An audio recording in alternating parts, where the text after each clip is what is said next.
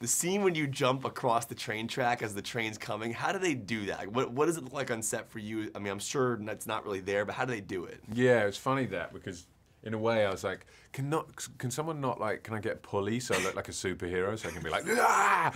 But they were like, no, just jump. So I just run really fast and jump. But they had a portion of track set up, obviously no train, and then we shot it in a way where kind of I'm approaching, I look, there's timing issues.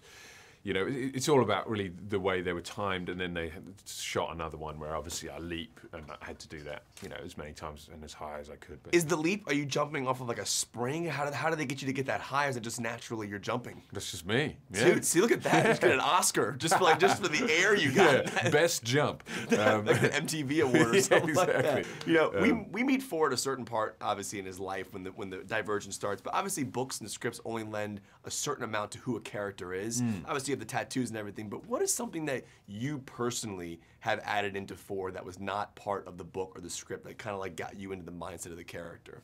I think, well, first of all, I had to approach it. He's not, you know, in the book, he's not my age. I'm significantly older than he is in the book. And that actually worked for me, obviously. But I wanted him to have more experience, because the whole point is he's kind of different to these other people in a way. He's been around the block a bit. So the idea that he's actually been kicking around and kind of making mistakes for 6 or 7 years beforehand.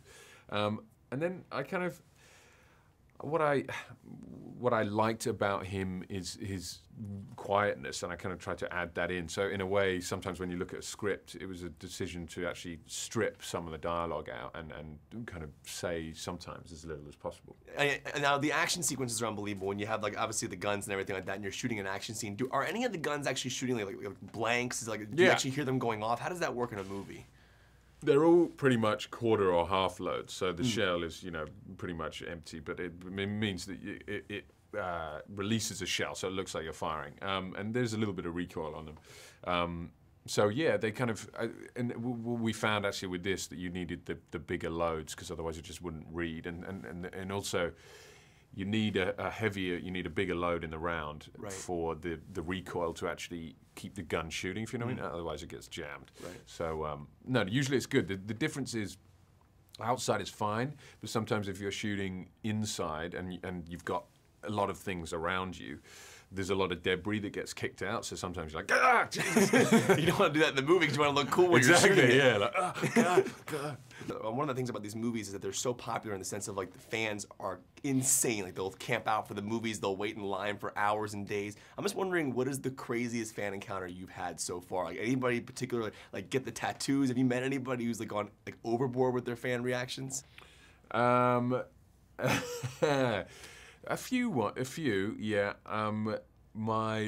I remember I was in a bar with my brothers, and someone had managed, and I'd gone away for an hour or something. I was meeting them later, I can't remember exactly, but she had managed to convince them that somehow she was like my manager's friend or someone like that. So my brother were like, dude, there's this girl here, and she seems okay, but it's kind of strange. Is she? And then it took me a while, because you know when you don't know people, you're like, oh shit, I'm sure it's probably me. Yeah, I met her before. Exactly, and you don't want to kind of insult someone. And then we figured out halfway through we were having a drink, we're like, we do not know this fucking person. What do you do? How do you get her to go away? My brother slept with him. Now that is awesome. Line of the day. I'm done. That's all I need. Hey man, it's good to see you, buddy. Congratulations.